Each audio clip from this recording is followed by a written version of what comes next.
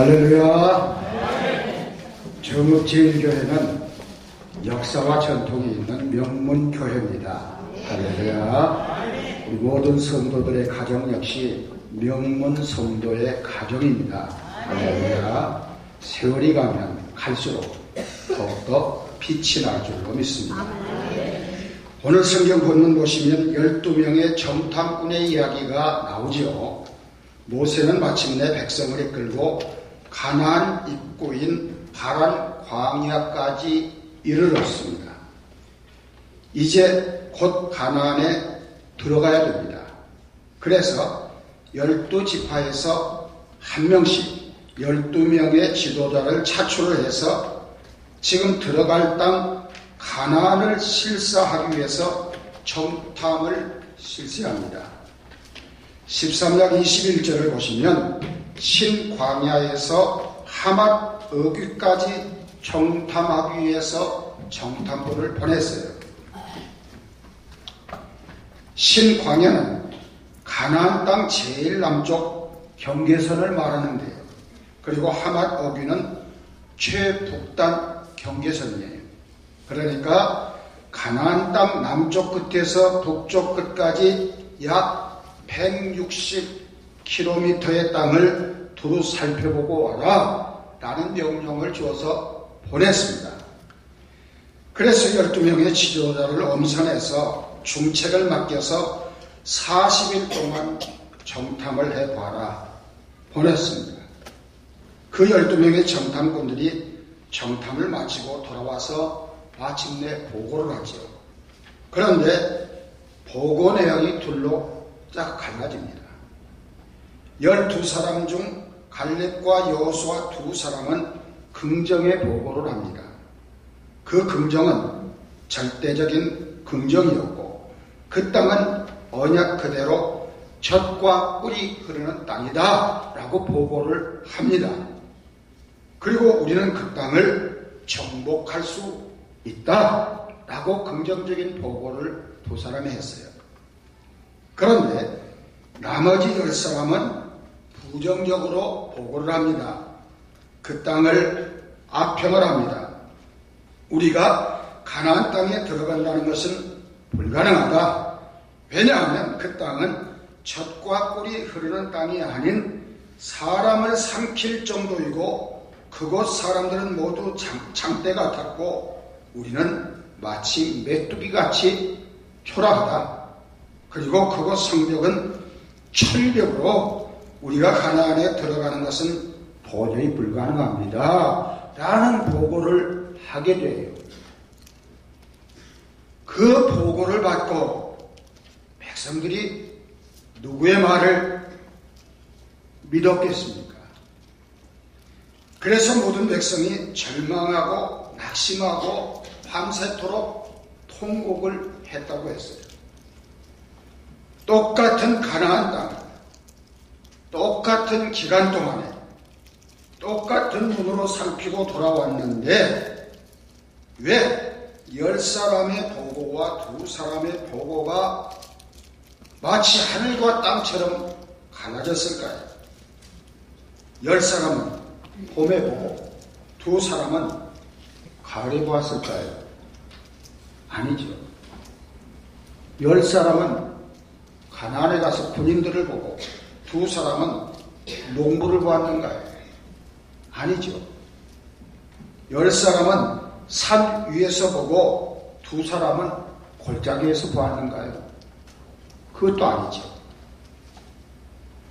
그러면 왜인가요?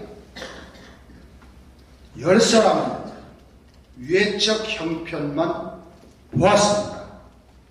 그러나 2사람은 배후에서 역사하시는 하나님도 보았습니다. 10사람은 지식의 눈으로 보았습니다. 그러나 2사람은 믿음의 눈으로 보았습니다. 10사람은 자기들의 능력에 비추어서 보았고 2사람은 하나님의 능력에 비추어서 보았습니다. 여러분, 인간의 능력은 한계가 있죠.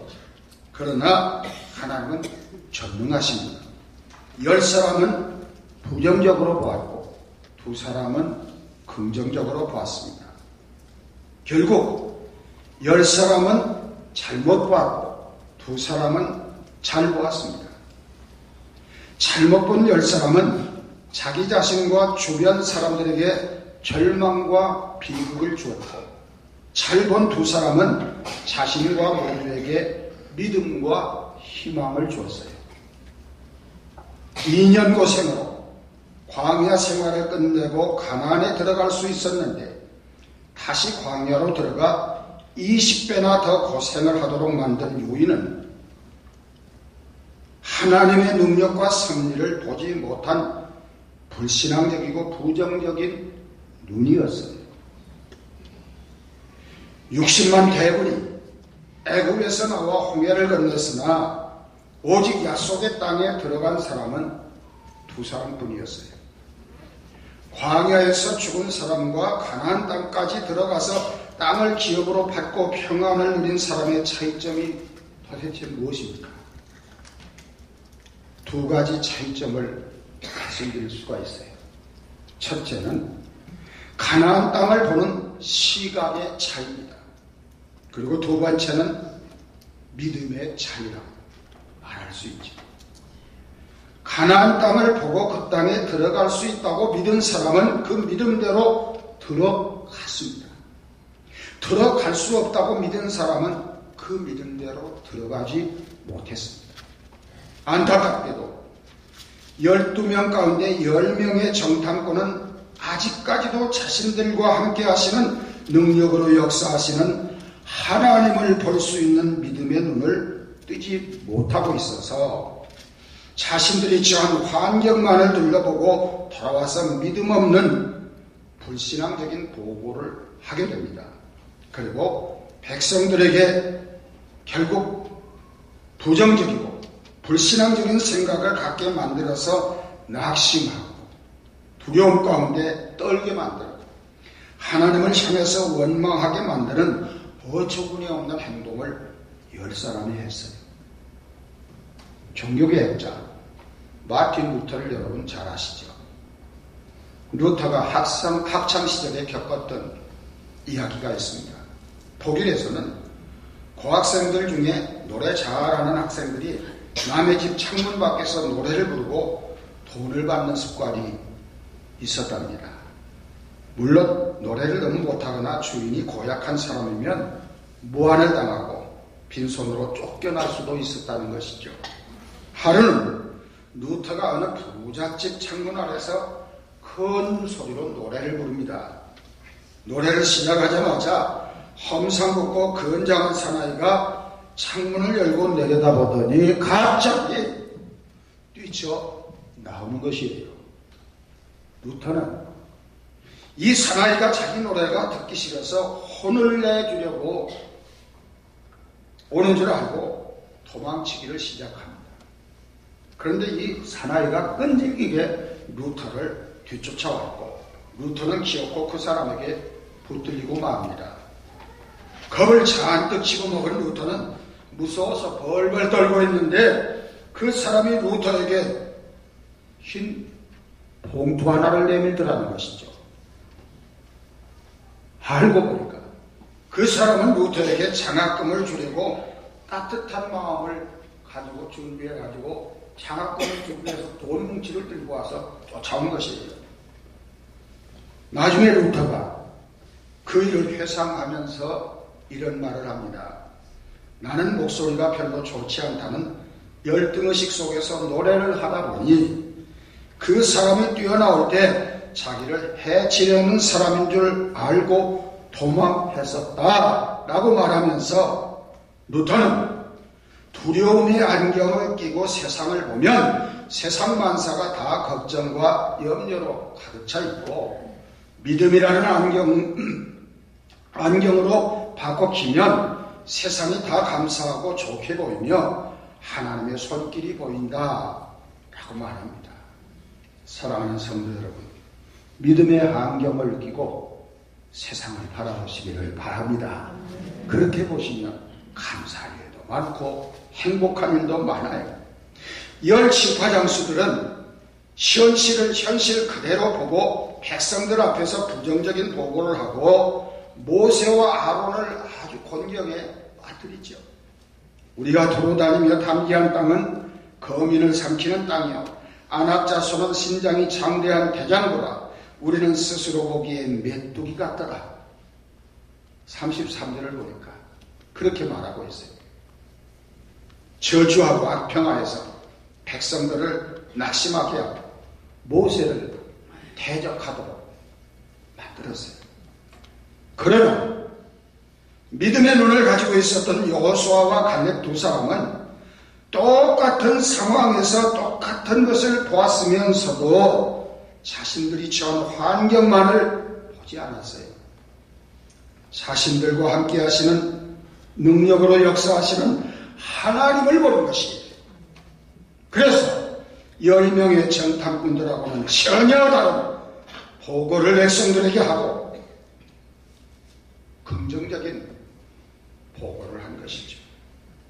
그리고 더 중요한 것은 이 두 부류의 보는 방법과 보고의 태도와 내용은 결국 그들의 운명을 전혀 다르게 바꾸어 놓습니다. 놀라운 사실은 이방의 200만 명을 헤아리던 출애굽 세대 가운데 오직 여호수아와 갈렙 두 사람만 약속의 땅 가나안에 들어가서 살게 되는 영광을 누렸고요. 나머지는 모두가 광야에서 하나님의 징계를 받습니다. 하나님의 재앙으로 죽음을 보게 됐다. 하는 우리가 잘 알고 있는 얘기죠. 그런데 여호수아와 갈렙은 달랐어요. 우리가 두루 다니고 온 땅은 심히 아름다운 땅이다. 과연 젖과 꿀이 흐르는 땅이다. 라고 보고합니다. 현실을 현실대로 본 것이 아니다. 현실 뒤에서 일하시고 역사하시는 하나님의 시각을 가지고 보았어요. 이게 믿음의 눈이죠. 믿음의 소유자는 긍정적인 시각에서 사람과 사물을 보기 때문에 절망 가운데에서도 비전을 보고 희망을 포기하지 않습니다. 긍정적으로 보고해서 모세와 아론을 일으켜 세웁니다. 민수기 14장 9절이지요. 그 땅의 백성을 두려워하지 말라. 그들의 보호자는 떠났고 여호와는 우리와 함께 하시느니라. 믿음의 사람은 항상 나를 보지 않습니다. 나와 함께 하시는 하나님을 보십니다. 우리 같이 하시죠. 하나님은 나와 함께 하십니다. 할렐루야. 믿음의 사람은 나와 함께 하시는 하나님을 보는 거예요. 사실 뒤편에서 역사하시는 하나님의 손을 보는 것이에요. 믿음 없는 장수들이 아낙 자손을 보니까 자신들은 메뚜기처럼 보이죠. 그러나 믿음의 눈으로 본 여호수아와 갈렙은 아낙 자손이 바보로 보였어요. 사랑하는 성도 여러분에게도 그렇게 보일 수 있기를 축복합니다. 여러분, 이것이 영적 눈이 열린 사람과 인본주의적인 사람의 차이점이에요. 인본주의적인 사람들은 사실을 사실대로만 봅니다. 사실은 맞는 것이로되 사실 뒤에서 역사하시는 하나님을 보지 못하기 때문에 저들은 현실적인 상황만 보고 불평하고 낙심하고 원망하고 두려워하고 쉽게 배신을 하는 것이죠. 다윗을 보세요. 하나님이 함께 하심을 믿고 그 믿음의 눈으로 골리앗을 보니까 그는 무서운 함대가 아니라 커다란 허수아비로 보인 것이에요. 사랑하는 성도 여러분, 믿음이란 도대체 무엇인가요? 바라는 것을 포기하지 않고 붙잡고 나가도 받쳐주는 것이 믿음이죠. 여호수아와 갈렙의 믿음이 어디서 창출된 것인가요? 약속하신 것을 파기하지 않으시는 하나님을 믿는 믿음에서 생겨난 것이에요. 때때로 우리들은 하나님을 믿지 못하고 하나님의 약속을 겸손히 여기고 의심하고 포기하는 경우가 많이 있지 않습니까? 희망하는 것이 곧 이루어지지 않을 때 믿음이 없는 사람은 넘어지고 포기합니다. 그러나 믿음이 있는 사람은 끝까지 희망을 포기하지 않습니다. 그래서 히브리서의 기자는 믿음은 바라는 것들의 실상이다 라고 말했죠. 여기에서 실상, 하이퍼스타시스란 넘어지는 것을 받쳐주는 버팀목이라고 하는 뜻을 가지고 있어요. 믿음은 희망을 넘어지지 않게 받쳐주는 버팀목 역할을 하는 거예요. 여러분에게 이 믿음이 있기를 주님의 이름으로 축원합니다. 믿음의 조상이라고 일컬어지는 아브라함도 그랬지 않습니까? 아브라함은 75세에 아들을 주시리라고 하나님으로부터 언약을 받았지만 하나님의 언약을 그대로 믿지 못하고 사라의 말을 듣습니다. 그래서 첩을 얻어서 아들 이스마엘을 낳지요. 하나님의 언약을 기다리지 못한 아브라함의 죄의 결과가 얼마나 비참합니까? 아브라함의 죄로 5,000년이 지난 지금도 큰아들 이스라엘의 자손과 작은아들 이삭의 자손이 수천 년 동안 싸우고 있는 것이 현실이에요. 그러나 하나님은 아브라함과 맺은 언약을 유산시키지를 않았습니다. 아브라함의 실수한 것을 덮으시고 다시 아브라함에게 나타나시죠. 하나님의 언약을 확인시켜 주십니다. 창세기 18장 10절에 내년 이맘때 내가 반드시 내게로 돌아오리니 내 아내 사라에게 아들이 있으리라 하시니 그 사라가 그 뒤 장막문에서 들었더라 말씀했어요. 어찌 생리가 끊긴 나 같은 고목나무에서 아들을 낳을 수 있을까 생각을 하고 사라가 고웃음을 쳤다는 것이에요. 그러나 그 언약의 말씀대로 아브라함의 나이 100세, 사라의 나이 90세에 아들을 낳았어요. 25년 만에 하나님의 언약이 성취된 것이죠. 여기에서 무슨 교훈을 받습니까? 하나님의 언약은 일순간에 성취되는 것이 아니에요. 성질급하게 일순간에 하나님의 언약이 성취되기를 바라지 마세요. 즉시 응답되고 이루어지는 약속도 물론 있지만 대부분의 경우 시간이 걸립니다. 오늘 본문에서 하나님은 특별히 갈렙의 신앙을 칭찬하십니다.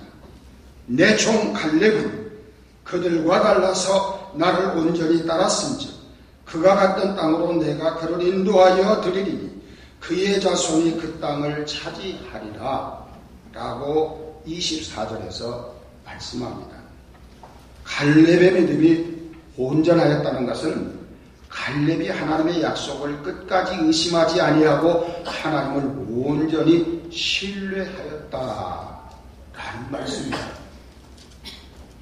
여러분, 우리 하나님은 빈말로 칭찬하시는 하나님이 아니십니다. 할렐루야. 반드시 보상이 있습니다. 반드시 보상이 있습니다.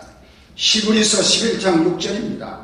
믿음이 없이는 하나님을 기쁘시게 하지 못하나니 하나님께 나아가는 자는 반드시 그가 살아계신 것과 자기를 찾는 자들에게 상 주시는 자임을 믿어야 할지니라. 아멘. 여러분, 갈렙이 받은 상을 보세요. 하나님만을 온전히 따른 갈렙 장군을 하나님께서 어떻게 축복을 하십니까? 가나안에 들어가서 첫 번째 사사가 된 사람이 누구인가요? 갈렙의 사위 온니엘이라고 하는 장군이에요. 갈렙 자손이 정복한 땅이 헤브론 땅인데 헤브론 땅이 어떻게 됩니까? 남유다의 수도가 됩니다. 여기에서 다윗이 남유다 왕으로 기름 부음의 땅이 됩니다. 다윗의 가문도 갈렙 장군의 가문이 됩니다. 여러분, 자손이 잘 되는 것은 하나님이 세운 종을 잘 보필하시고 하나님만을 바라보시고 충성한 갈렙 같은 사람에게 주시는 하나님의 상급인 것을 믿으시기를 바랍니다. 갈렙은 이스라엘의 최대 지파인 유다 지파 사람으로 모세를 잘 보필합니다. 모세의 뒤를 이어서 친구인 여호수아가 민족의 지도자가 되었을 때 2인자로서 갈렙 장군이 어떻게 여호수아를 잘 보필했습니까? 모세처럼 여호수아도 잘 보필을 했어요. 모세가 하나님의 성전을 짓는데 누구를 택해서 일을 맡겼습니까? 홀의 손자 부살렐이라고 말씀하십니다. 오전에도 제가 부살렐 이름을 말씀드렸어요. 출애굽기 31장 2절로 3절을 보시면 내가 홀의 손자여 우리의 아들인 부살렐을 지명하여 부르고 하나님의 영을 그에게 충만하게 하여 지혜와 총명과 지식과 여러 가지 재주를 주었도다 라고 말씀을 했거든요. 여러분, 홀이 누구입니까?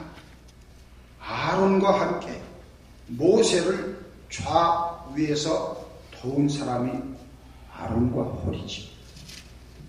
모세가 십계명을 받으러 갔을 때 아론과 홀에게 백성들을 맡기고 시내 산에 올라갔습니다.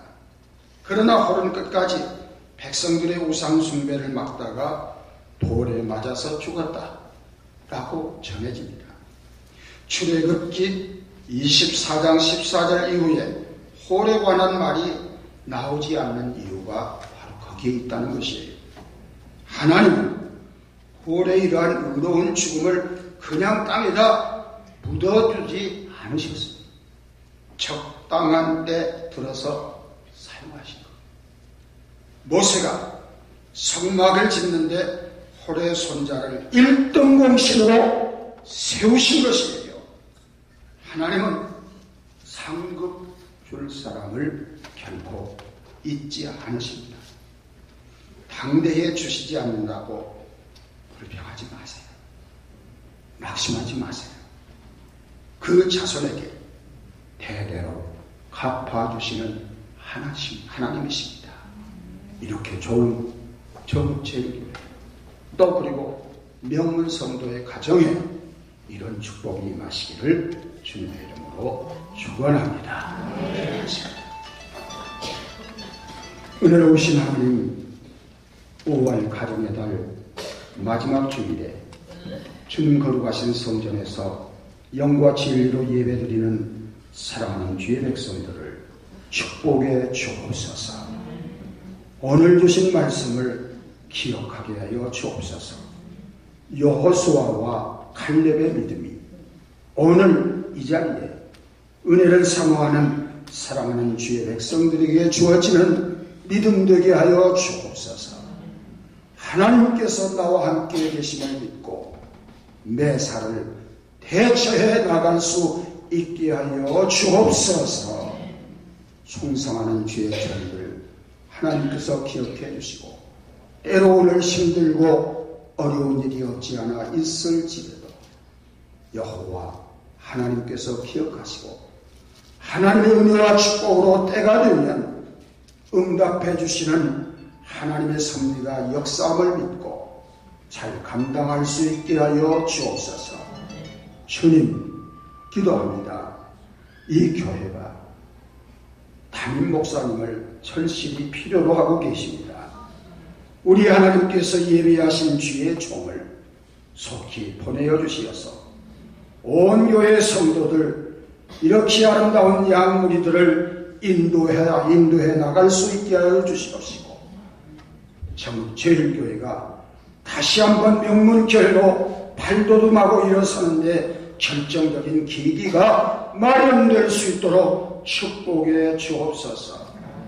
사람이 감히 이해할 수 없는 하나님의 오묘하신 섭리가 계심을 믿사오니 사모하는 주의 종을 그리고 하나님께서 예비하신 주의 종을 속히 보내어 주옵소서. 예배를 마치고 돌아가는 발걸음도 하나님 축복하심을 믿사옵고 예수님의 이름으로 기도하옵나이다. 아멘.